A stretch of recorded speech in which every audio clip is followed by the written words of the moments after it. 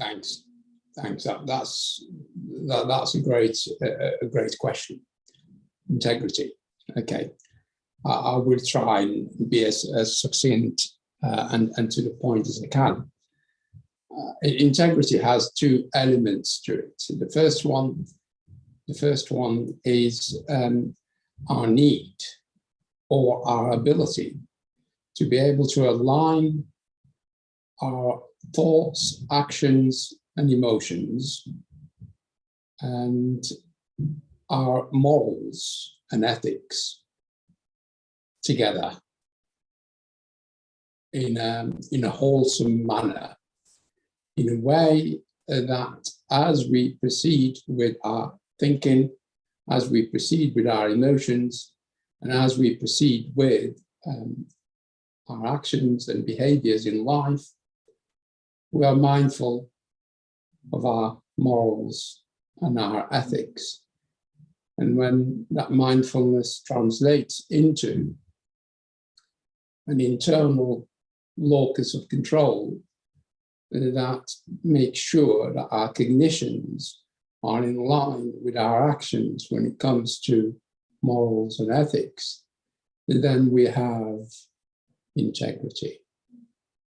So that is the first part. So that is the first part that we look at. And again, part of your question can be answered this way.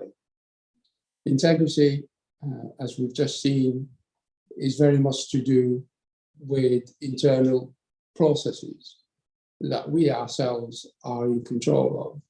So it is very much something that we can cultivate and work on a daily basis and over time.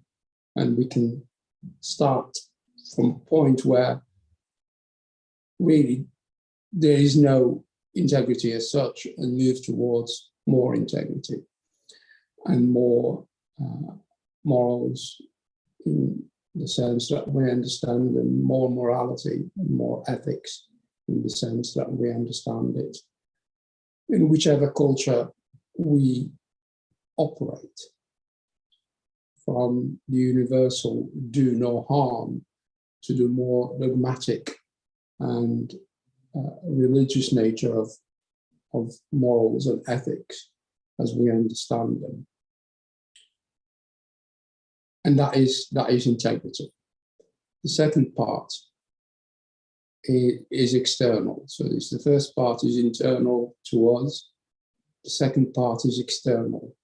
And the second part is very much picks up where we left off with regards to behaviors and actions, because those behaviors and actions are the trigger, the stimulus that has an effect not only on ourselves as it reflects back to us, but on others around us, on materials and objects and people and the environment around us, whether it's in our interpersonal relationships, work, society, the whole of humanity.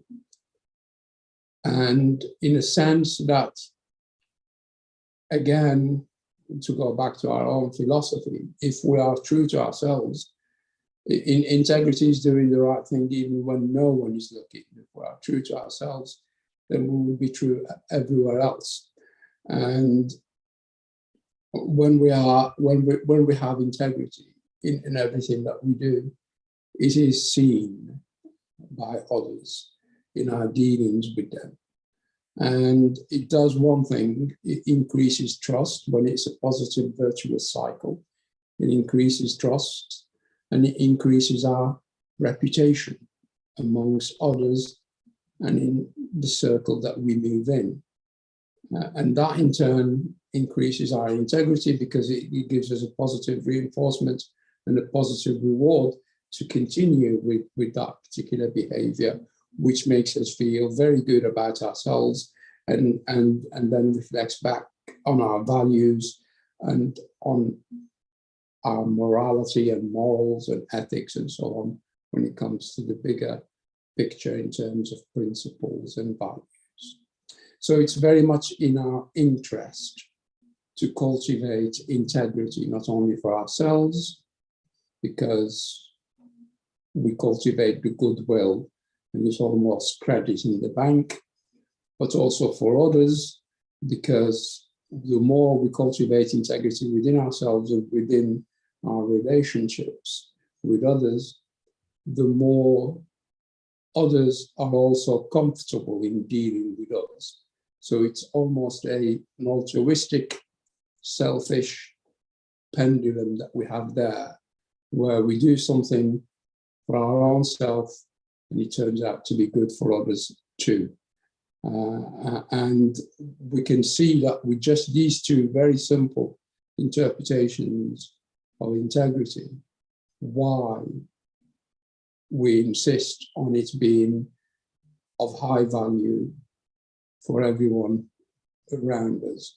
And then from there, we can see all the benefits and the applications of this line of thinking, such as where there is integrity, there is no room for corruption, because we first of all deal with our internal processes in eliminating corruption. If we are not corrupt internally, we cannot be corrupt externally.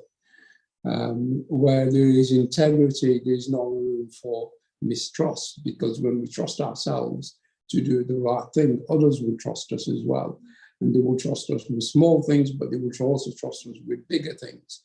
And there is no fear of that sanction of our reputation being ruined because of that. Because if everyone in society increased trust and dealt with integrity with everyone else in society, then that society would flourish and thrive. And the opposite is true. If everyone is just there for themselves, you lend them £5 and they keep it themselves, then that society will not go far. And so we see the positives and the negatives, the why we need more integrity and the why less integrity and corruption are bad for society. So we choose. Thank you.